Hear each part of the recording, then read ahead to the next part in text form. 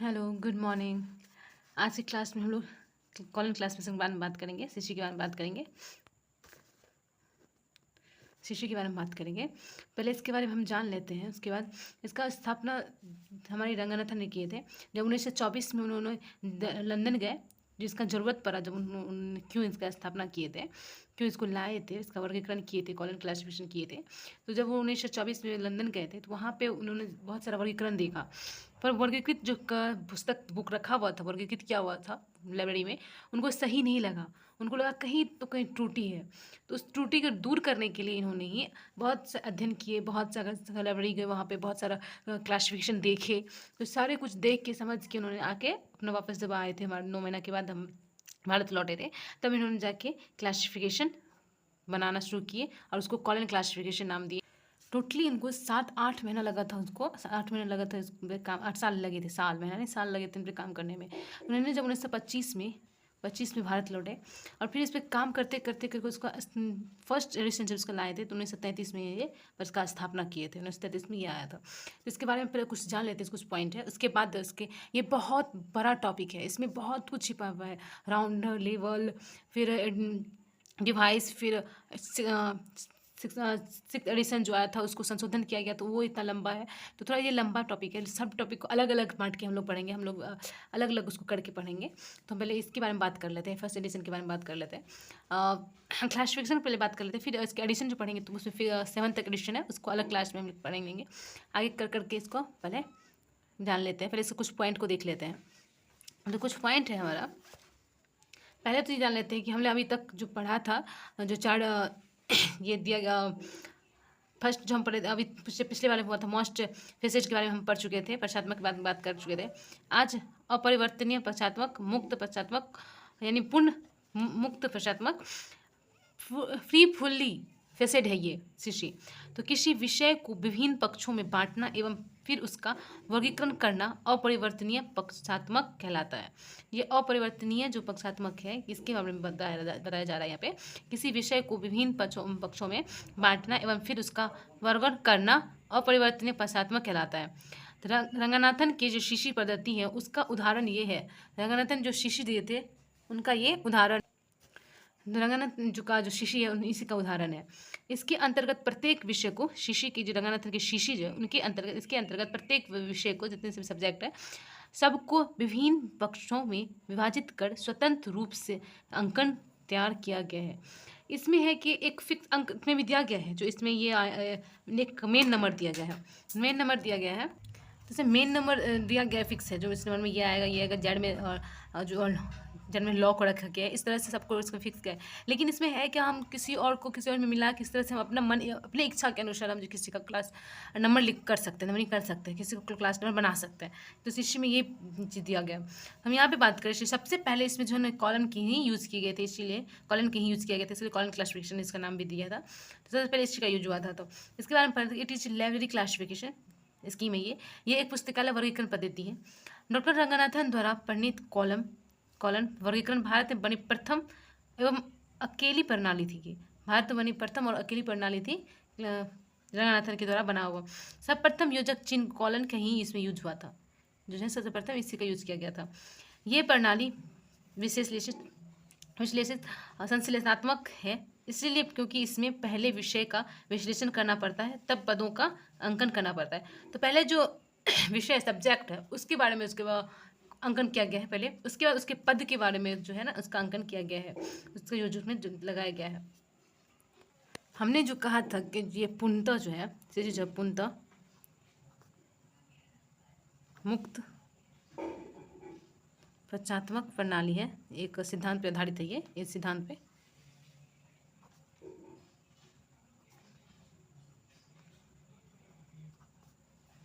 आधारित है। तो इसका मतलब होता है कि ये एक लचीलापन, जैसे फ्री रिलीज होता है ना, फ्री प्रॉपर फ्री, तो इसे लचीलापन जो है टाइप से बोल सकते हैं, और विश्लेषणात्मक कर सकते हैं। फिर उस तरह का ये प्रणाली है, फ्लेक्सिबल इसका हम कह सकते हैं, इस तरह से कह सकते हैं कि फ्लेक्सिबल है, लचीला वाला है ये क्लासिफिकेशन। अब इसके बारे में हम ये जान लेते हैं कि इसका जो रंगनाथन जिनको जो क्लास नंबर दिए थे, मेन नंबर दिए थे, तो ये एक ट्रायंगल जो है ना त्रिभुज, उसकी अवधारणा पे ट्रायंगल ये दिए थे, ट्रायंगल द्वारा दर्शाए थे अपने मेन क्लास को। तो उससे पहले हम ये बात कर ले कि ये जो रंगनाथन जो है, ये ने जो क्या किए, इन्होंने जो मुख्य वर्ग जो था, प्रमुख जो मुख्य वर्ग था, मेन वर्ग था, मेन क्लास थी, तथा जो क्लासेस थी उसके पक्षों को क्रम पर विशेष ध्यान दिए थे, उसके क्रम जो उसके विशेष ध्यान देते, इनके लिए ऑर्डर ऑर्डर जो है ऑर्डर वर्गीकरण का सार था। तो इसमें इन्होंने जो ऑर्डर को रखा अपने सार वर्गीकरण के सार को, तो हम ये लिखते हैं डॉक्टर रंगनाथन।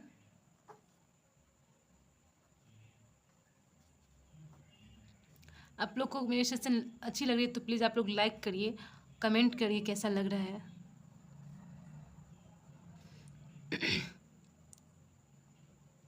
वर्गों को अपनी तैयारी जारी रखिए, पता नहीं एग्ज़ाम कब हो जाए, हो सकता है एग्ज़ाम हो भी जाए इस साल, ले ली, क्योंकि इलेक्शन के बाद पता नहीं क्या होगा, लेकिन लग रहा है कि एग्ज़ाम हो जाएगा, तो तैयार रहना है। अक्षरों के क्रम पर विशेष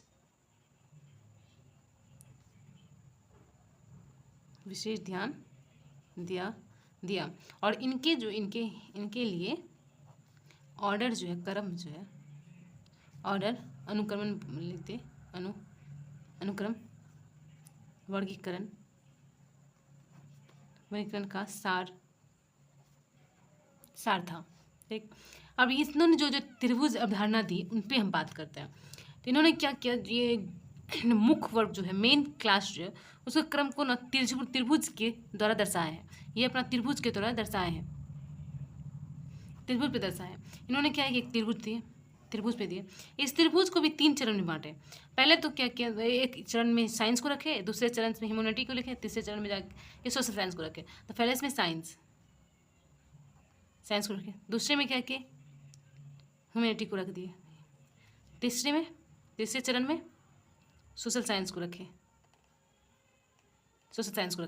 तो इसमें ए से एम तक रखे पहला चरण में, दूसरे में जो है एन से एस तक रखे, और तीसरे चरण में तो एस टी से लेके जेड तक रखे, तीसरे में टी से लेके जेड तक रखे।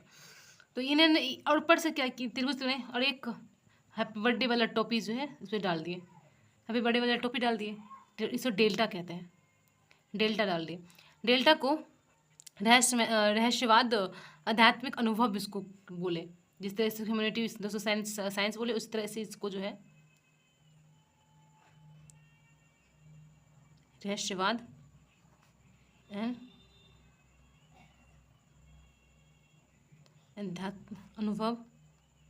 अनुभव इन्होंने कहा इन पे। अब हम इनको जो है, इनको हम पढ़े तो डेल्टा इस सब शीर्ष पे रखे हैं। तो ये अगर पूछ दे कि रंगनाथन की जो मेन क्लास को त्रिभुज के रूप में जो प्रकाशित दर्शाया गया है, उसके शीर्ष पे किसको रखा गया है, तो शीर्ष पे डेल्टा को रखा गया है, जिसमें आप साइंस या मानविकीय विज्ञान के बिंदु भी कह सकते हैं इसको, और रहस्यवादी आध्यात्मिक अनुभव भी कहते हैं। तो हम पहले ये जान लेते हैं कि है क्या रहस्यवाद और आध्यात्मिक अनुभव क्या है। ये एक प्रकार का ज्ञान का स्रोत है, स्वयं स्रोत होता है। आध्यात्मिक ज्ञान के भारतवर्ष में ईश्वर एवं आत्मा का सर्वोच्च ज्ञान माना गया है। भारतवर्ष में जो है इनको सर्वोच्च ज्ञान माना गया है, ईश्वर और आत्मा के, कह सकते हैं ईश्वर एंड आत्मा का सर्वोच्च ज्ञान माना जाता है। हमारे भारतवर्ष में इनको ईश्वर और ज्ञान आत्मा का सर्वोच्च ज्ञान माना जाता है। ये शीर्ष पे तो डेल्टा को रखें, और इस डेल्टा को हम साइंस या मानविकीय के विभाजन बिंदु भी कहते हैं। इस शीर्ष पे रखें डेल्टा को, इसको जो है हम साइंस एंड मानविकी के विभाजन, हम पहले से आपके लिए बना के रखे हुए हैं, मतलब दिखा रहे हैं। अभी पहले हम ये समझा दें कि साइंस और मानविकी के विभाजन बिंदु भी इसको कहा जाता है, डेल्टा को। अब यहाँ से हम स्टार्ट होते हैं, यहाँ एम आता है, फिर यहाँ एन आता है, उसके बाद यहाँ पे ए आएगा, फिर यहाँ पे जेड आएगा। तो एम से स्टार्ट करेंगे, M L K J I H G F E D B ऐसे आएगा, फिर N O P Q R S तक आया, एस तक आया, फिर यहाँ से सोशल साइंस शुरू हो गया, फिर T U V W X Y Z पे लॉ आ गया। इस तरह से क्लासिफिकेशन इनका किया गया। तो इनके बारे में पहले हम ये देख लेते हैं। ये रहा मेरा त्रिभुज, इस पर बात करते हैं। देखिए डेल्टा है ये, इसको रहस्यवाद या आध्यात्मिक अनुभव भी कहे हैं। ये 3 चरण में बांटा गया। क्वेश्चन पूछ सकता है कि जो रंगनाथन के जो त्रिभुज द्वारा दर्शाया गया मेन क्लास का वर्गीकरण जो है उस पर कितने चरण में बांटा गया है, तो 3 चरण में बांटा गया। तो एक चरण में जो है ए से एम साइंस को रखा गया है। दूसरे चरण में हम बात करते हैं तो एन से एस तक रखा गया है ह्यूमैनिटीज़ को। तीसरे चरण में बात करें सोशल साइंस में टी से जेड तक रखा गया है। इसमें चरण में देखिए रोमन अक्षर का उपयोग किया गया। तो ये भी क्वेश्चन पूछता है किस अक्षर का उपयोग किया गया है, तो रोमन अक्षर का उपयोग किया गया है इसमें। इस सब में रोमन अक्षर है। एम से एन आया, यहाँ ए से जेड आया। तो एम से हम स्टार्ट करें, एम एल के जे, यहाँ से करते हैं ABCDEFGHIJKLM, ठीक। ए से स्टार्ट करते हैं तो ए में फर्स्ट ही देखिए ए से एम तक साइंस को रखा गया। तो ए से स्टार्ट करते हैं, ये जनरल साइंस आ जाती है। ए में जनरल साइंस, बी में मैथमेटिक्स। फिर इसको भी चेंज, मैथमेटिक्स को भी पहले भी बताया, मैथमेटिक्स में हम A2 B2 B3 डाल दे तो मैथ का एक जितना टॉपिक होता है वो आ जाएगा। इस तरह से बी में मैथ, सी में फिजिक्स, डी में इंजीनियरिंग, ई में chemistry, F technology, G biology, H geography, I botany, J agriculture, K zoology, L medicines, M useful arts. इसको याद करने का तरीका हम ये आपको बताएं तो हम ऐसे याद कर सकते हैं। पहले कहाँ स्टार्ट किया, साइंस। पहले हम साइंस से स्टार्ट करते हैं। तो ये हम ऐसे याद कर सकते हैं कि जब हम इसको याद करने का तरीका आपको बताते हैं।